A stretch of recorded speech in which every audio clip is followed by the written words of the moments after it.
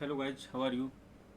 तो जैसा कि हमने कल डिस्कस किया था निफ्टी के बारे में, आज फिर से डिस्कस कर लेते हैं कि देखिए निफ्टी का जो ये था रेजिस्टेंस एरिया, मैंने बताया था कि अगर कोई गैप डाउन हुआ है ना, तो यहाँ पर अगर प्राइस आता है तो एक शॉर्ट एक अपॉर्चुनिटी हमको देखने को मिल सकती है। और जैसा कि आपको एग्जैक्ट उसी लेवल से देखने को मिला, प्राइस यहाँ से एक्सपेक्टेड था कि इसके ऊपर खुलता तो यहाँ से ही ऊपर जाता और यहाँ तक जाता, फिर यहाँ से सेलिंग आती है। प्रीवियस वीडियो देखिएगा।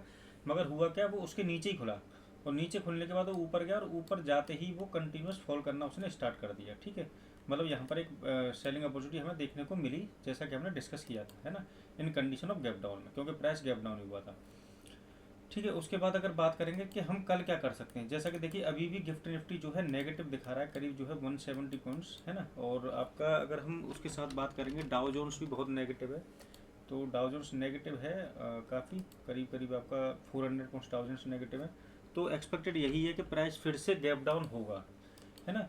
ओवरऑल टारगेट मैंने आपको बताए थे कि 400 से 450 की, मतलब 23,400 टू 450 तक के टारगेट्स हमें देखने को मिल सकते हैं आने वाले टाइम में। तो गिफ्ट निफ्टी का जो गैप डाउन है वो ये दिखा रहा है कि प्राइस यहाँ तक जा सकता है। ठीक है, और यहाँ से तक जाता है तो एक बाइंग अपॉर्चुनिटी तो इस लेवल पर बनती है। ठीक है, एक बाइंग ले सकते हैं हम। सिर्फ आप क्या करेंगे कि यहाँ से अगर कोई पैटर्न बनता है, जैसे डब्लू पैटर्न हो गया, जैसे ये इस तरीके से कोई पैटर्न बनता है, तो आप यहाँ पर बाइंग कर सकते हैं। जो आपका एसएल रहेगा वो रहेगा 393 के क्लोजिंग बेसिस पर। कहाँ पे रहेगा?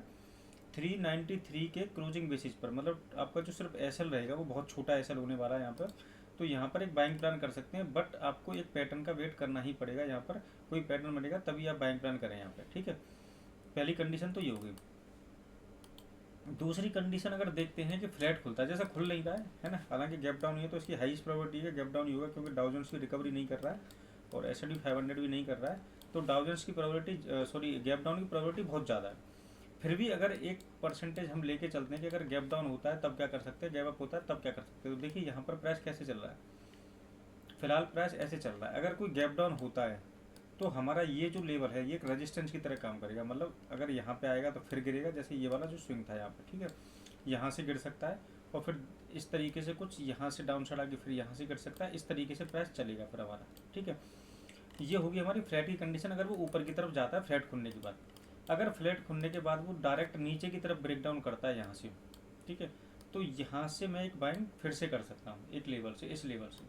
ठीक है, तो यहाँ तक गिरेगा, फिर उसके बाद फिर से बढ़ेगा। ठीक है, फिर यहाँ से हमें इस तरीके से बाइंग करनी पड़ेगी।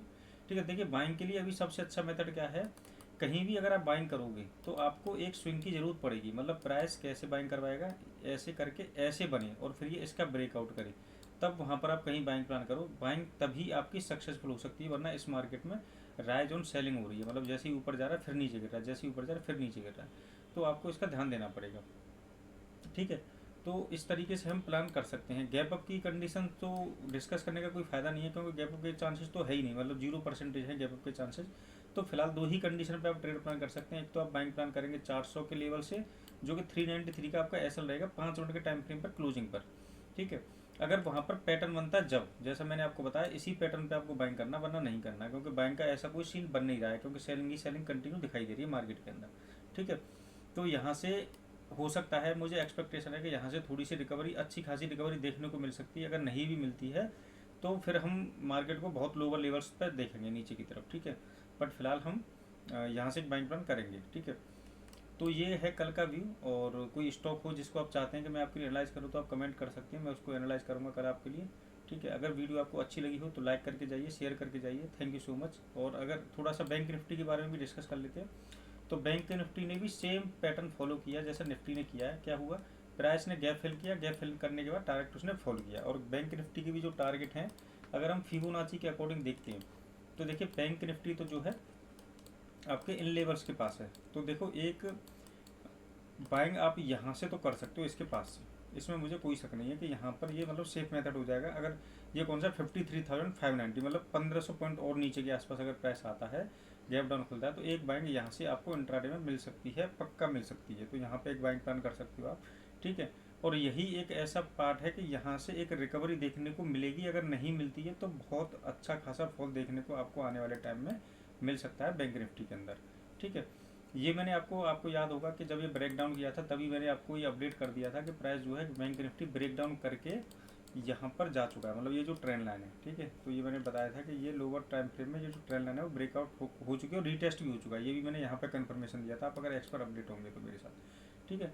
तो यहाँ से प्राइस अभी तक तो यहाँ आ चुका है, पहला टारगेट तो यही होता है, तो ये टारगेट है। यहाँ से एक छोटी मोटी रिकवरी देखने को मिल सकती है, अगर ये भी ब्रेक होता है तो फिर हम ये देखेंगे लेवल्स यहाँ तक के, और फिर इसके बाद हम और भी नीचे के लेवल्स देख सकते हैं, ठीक है।